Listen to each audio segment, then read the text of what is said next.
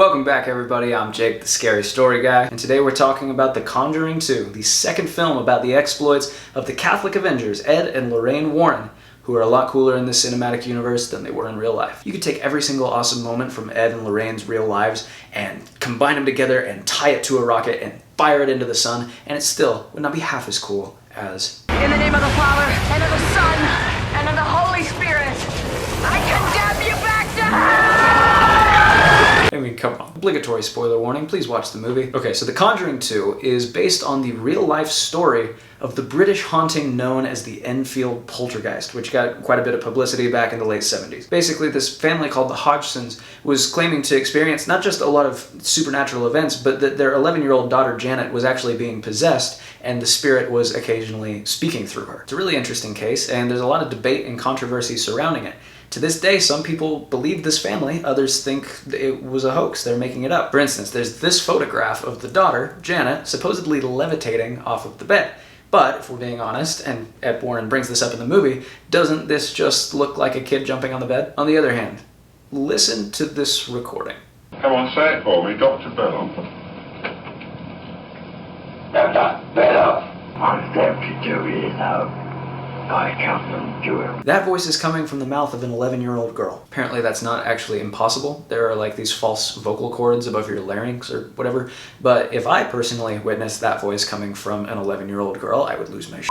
You just gotta throw the whole kid away at that point. Ed and Lorraine Warren thought so too. They visited the Hodgsons in 1978 and came away convinced that paranormal forces were afoot. Of course, they also thought paranormal forces were afoot whenever a swamp cooler turned on, so make of that what you will. But it's that visit, of course, that is the foundation for our movie, which, I've gotta say, is excellent. In fact, I'll even go so far as to say that this movie's better than the first Conjuring. The first one's a technical masterpiece, obviously, and Ed and Lorraine are awesome, but do you really care that much about the family? I mean, this dude might have been in the running for the most bland and useless character in movie history, whereas the Hodgson family is a lot more likable, and you get a way closer, more intimate look at how this haunting is affecting them personally than you ever did with the Perrin family in the first film. To me, that raised the stakes, and it made me feel a lot more invested in this movie, even though it's not as scary as the first one. It's always a risk when you focus your script so heavily on child actors. It's just asking for a lot of intensity and maturity and focus from a person who literally just came into the world a few years ago.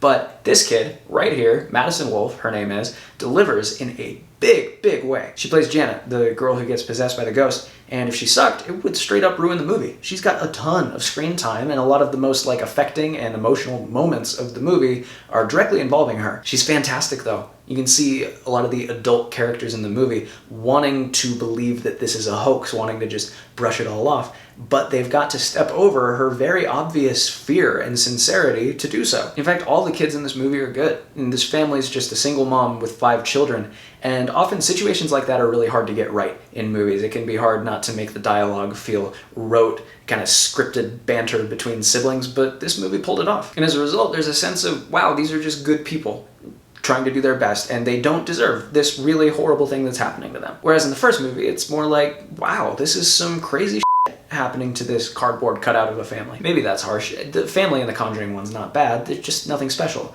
And here, this feels pretty special. Speaking of special, oh my god, Patrick Wilson, Vera Farmiga, they upped their game from the first movie. First of all, don't forget, Patrick Wilson basically got his start as the pretty boy in Phantom of the Opera, and the dude can sing. And he and his wife just have a great, pleasant to watch vibe throughout the whole movie. I really, really care about these characters. It's just nice to see a married couple in a movie that's unequivocally in each other's corners. They've got each other's backs, they're sacrificing for each other, and they're trying to balance this strong belief that God brought them together to help other people's lives with their desire to just protect one another at all costs, and it makes for some genuinely moving stuff. Inevitably, these movies will be compared to the Insidious movies, both creations of James Wan, both starring Patrick Wilson, but this series is so much better.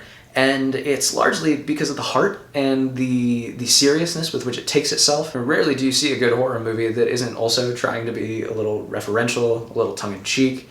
But these movies, from beginning to end, treat their subject matter like it's a Ken Burns documentary. And it's honestly so refreshing to be able to immerse yourself into something so fully, to say, yeah, the Catholic Church is legit, demons are real, God has called these people to stop them, and something scary can happen without being followed up by a snarky comment from the brothers dipshit.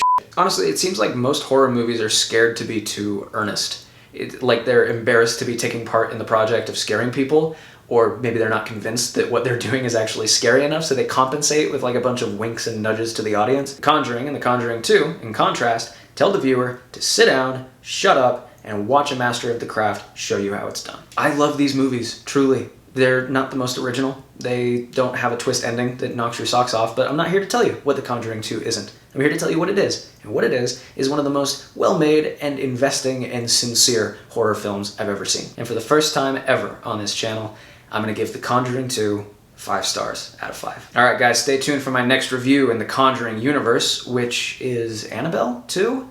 Which, Lord, bear me strength. As always, if you'd like to read my original scary stories, I'll put the link in the description. Thank you for watching my video, and here's hoping you survive to see the next one.